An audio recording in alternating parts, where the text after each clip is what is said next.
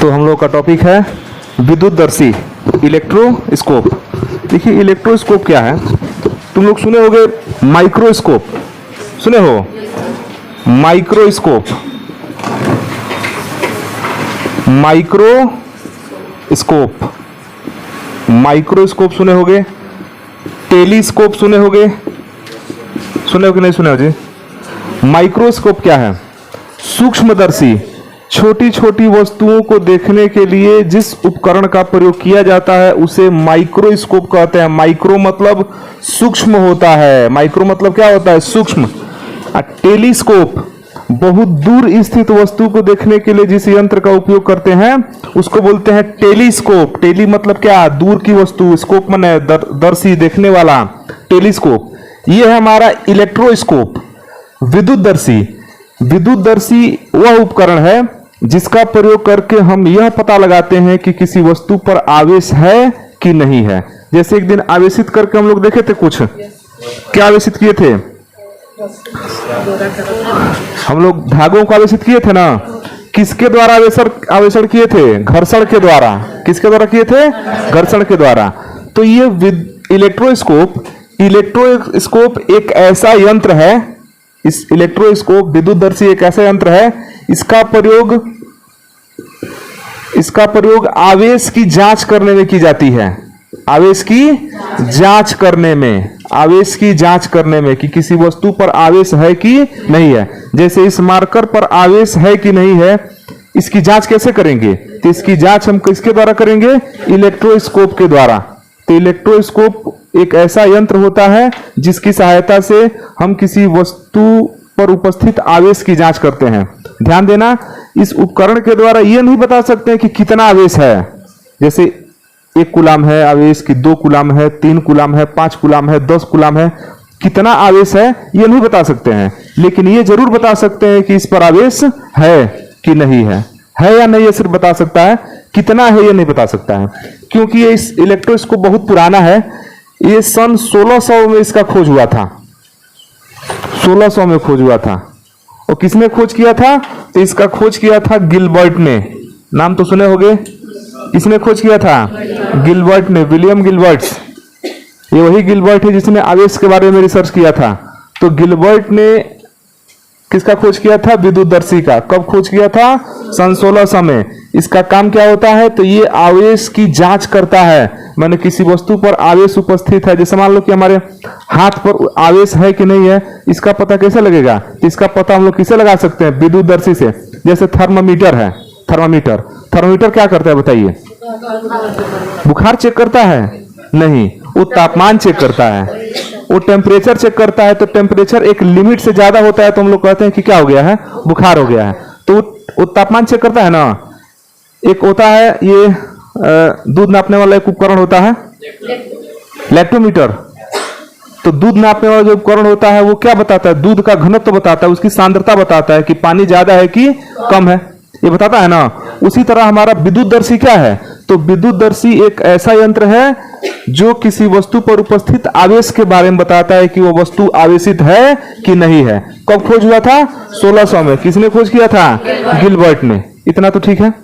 अब ये इसमें होता क्या है इसको समझ लो। तो इसने क्या किया था? गिलबर्ट ने एक कांच का ना जार ले लिया था। जार मतलब समझ लीजिए बोतल। कांच का उसने क्या ले लिया? बोतल। कांच का एक क्या ले लिया? बोतल ले लिया, बढ़िया सा एकदम कांच का एक बोतल ले लिया।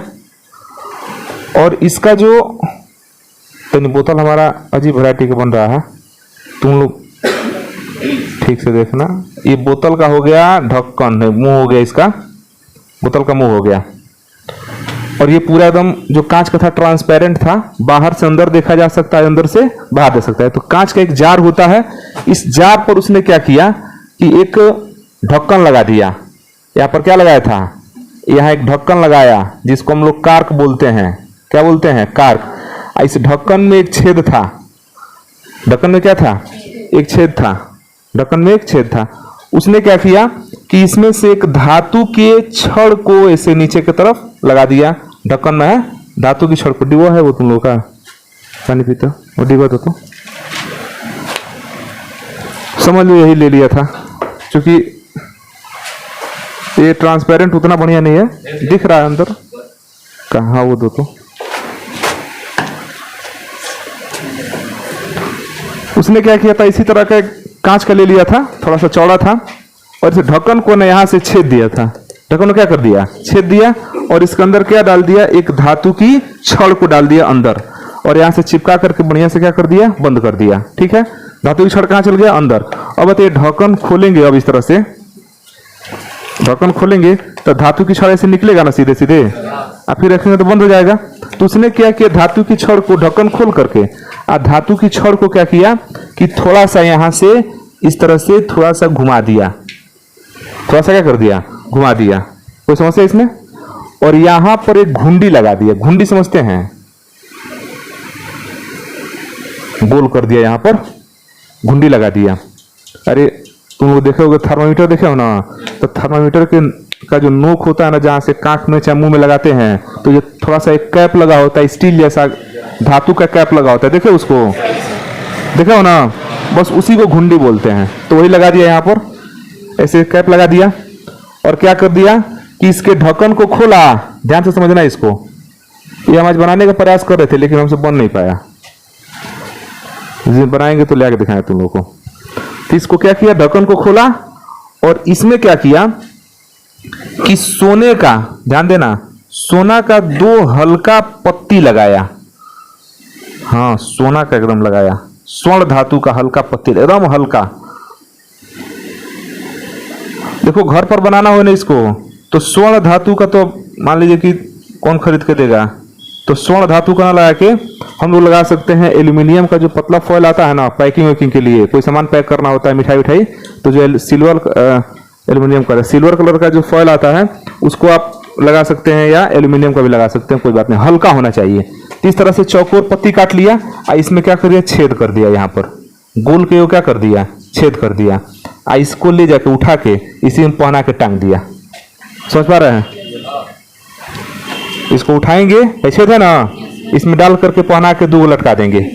तो ये क्या कहे कि 2 पत्ती यहाँ पर लटका दिया, यहाँ पर एक पत्ती यहाँ लटका दिया, एक पत्ती यहाँ पर लटका दिया, एक पत्ती और नीचे लटका दिया, 2 पत्ती यहाँ पर क्या कर दिया, लटका दिया। समझ रहा है? और ढक्कन को फिर क्या कर दिया गया, बंद कर दिया गया। कोई समस्या? बन गया इलेक्ट्रोस्कोप। क्या खतरनाक चीज है इसमें? कुछ नहीं है। ध्यान देना कि जो पत्तियां थी ना, वो किसकी थी, सोने की थी। उसने सोने का लिया था, अब तो मान लीजिए कि इसके जगह पर दूसरा धातु का भी प्रयोग कर सकते हैं, कोई बात नहीं है। ये सोने की पत्तियां हैं, सोने की पत्तियां। बताइए क्या इसको रटना पड़ेगा, बहुत ज्यादा रटना पड़ेगा? नहीं। क्या क्या लिया गया है इसमें, कांच का जार लिया गया है। क्या लिया गया है, कांच का जार। इसमें एक धातु की छड़ ली गई है, धातु की छड़ ली गई है। एक यहां पर ढक्कन लिया गया है, कार्क, क्या बोलते हैं इसको, कार्क, एक छेद वाला, एक छेद वाला, ठीक है, कार्क लिया गया एक छेद वाला। और कार्क में क्या किया गया, धातु के टुकड़े को, धातु के छड़ को होल करके यहां से चिपका दिया गया, टाइट कर दिया गया, और यहां पर घुंडी लगा दिया गया, ठीक है। और नीचे क्या लगा दिया गया, जो सोने की पत्तियां उसको नीचे यहां पर लटका दिया गया। तो सोने की पत्तियों को जो लटकाएंगे तो ऐसे ही ना सटा रहेगा दोनों, और यहां से छेद करके लटकाया गया है, यहां सटा रहेगा ऐसे। समझ आ रहा है? ये बन गया आपका, क्या बन गया, इलेक्ट्रोस्कोप। अब ये काम कैसे करता है, तो जिस भी वस्तु को पर हमको आवेश की जांच करनी होती है, उस वस्तु को ना ऊपर सटाते हैं यहां पर ले आकर के। जैसे मान लीजिए हमको इस मार्कर पर चेक करना है ना कि आवेश है कि नहीं है, तो मार्कर को ले जाके ऊपर यहां पर सटाएंगे। समझ आ रहा है? सटाएंगे तो क्या होगा, तो सटाएंगे तो क्या होगा ना कि ये पत्तियां जो है इस तरह से फैल जाएंगी। पत्तियां जो इस तरह से सटा हुआ है वो क्या होगा, फैल जाएगा। तो अगर पत्ती फैल गया तो समझ लीजिए कि इसमें क्या है, आवेश है। इसमें क्या है, आवेश है। और नहीं फैला तो आवेश नहीं है।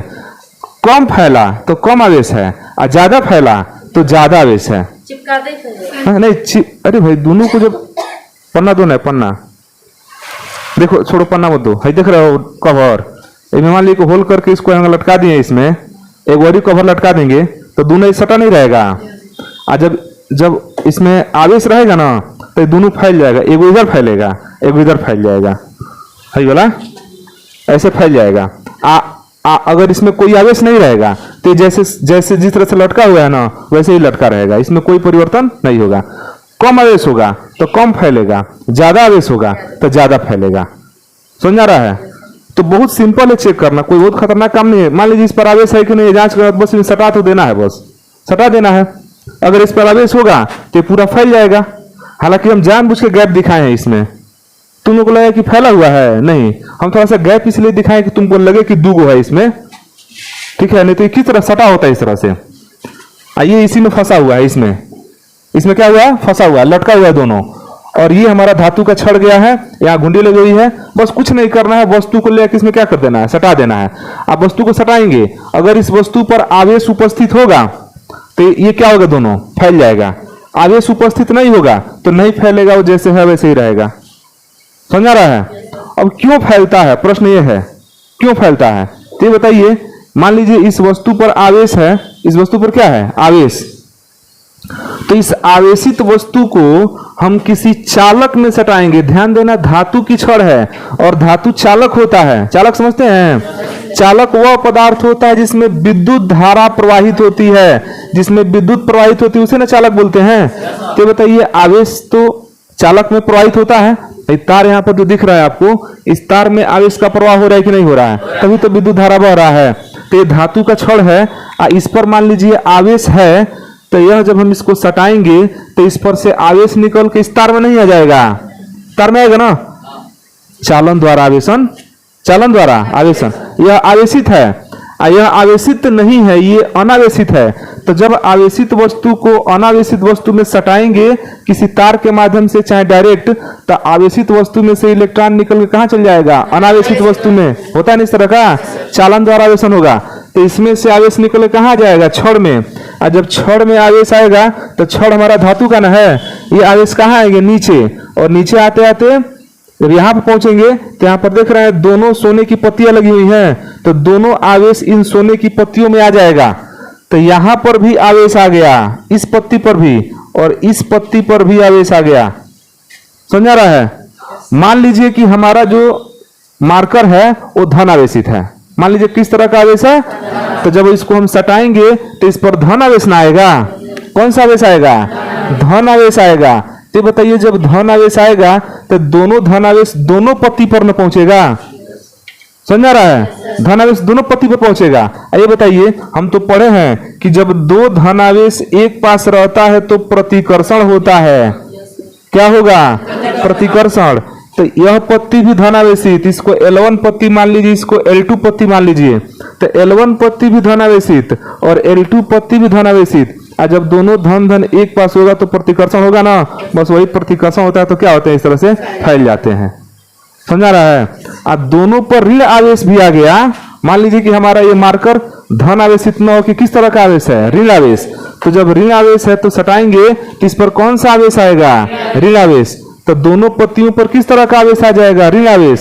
तो ऋण आवेश आएगा तो फिर से दोनों पत्तियां क्या हो जाएंगी, फैल जाएंगी, क्योंकि फिर ऋण ऋण में क्या होगा, प्रतिकर्षण होगा। इस तरह से ये काम करता है। समझ में आ रहा है कि नहीं आ रहा है? बहुत खतरनाक नहीं है क्या, बताओ। एक पर धन और एक पर ऋण आ सकता है, नहीं आ सकता है, क्योंकि तारवा एक ही में लटका है। तो इसमें धन आएगा तो दोनों में क्या रहेगा, धन। तो ये बहुत सामान्य, मतलब एक तरह से देखे तो उपकरण है। और सोचो आज से 300 साल 400 साल पहले का उपकरण यही कम था। 300 साल 400 साल पहले एजुकेशन था ही कितना, भारत में तो बहुत कम था, बाकी अन्य देशों में बढ़िया था।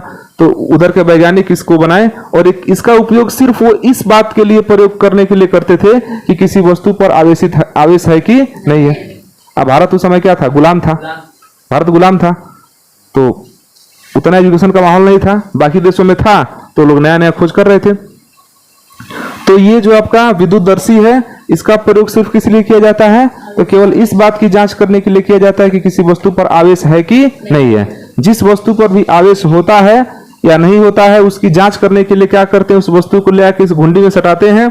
अगर इस वस्तु पर आवेश होगा तो क्या हो जाएगा, फैल जाएगा, और आवेश नहीं होगा तो नहीं फैलेगा, जैसा है वैसा रहेगा। क्यों फैल जाता है?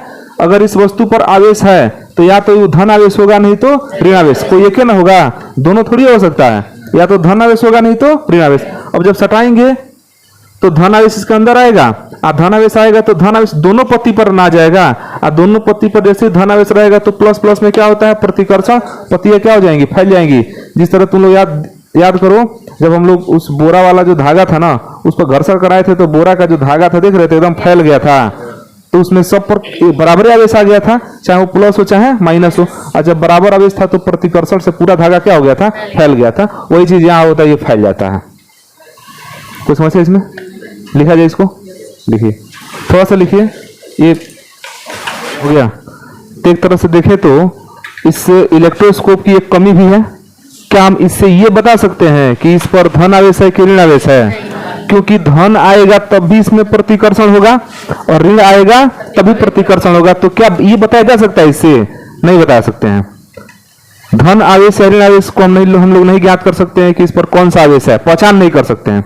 और दूसरा चीज, इस पर एकदम एक्यूरेट कितना कूलाम का आवेश है ये भी नहीं बता सकते हैं। मान लीजिए कि इस मार्कर को अगर हम लोग बाल में से रगड़े तो आवेशित हो जाएगा ना, तो इस पर कितना कूलाम का आवेश है, क्या इस उपकरण द्वारा बता सकते हैं? हम लोग नहीं बता सकते हैं। इस उपकरण का प्रयोग सिर्फ किस लिए होता है, ये आवेशित है कि नहीं है, इसकी जांच करने के लिए बस किया जाता है, बाकी इसका बहुत ज्यादा प्रयोग नहीं है। लेकिन सोचो अपने आप में बहुत अच्छा रिसर्च था उस टाइम के हिसाब से देखा जाए तो। आज के हिसाब से भले हम लोग कह रहे हैं ना कि कमजोर खोज है, लेकिन उस टाइम ये बहुत मतलब अपने बड़े खोजों में से एक था।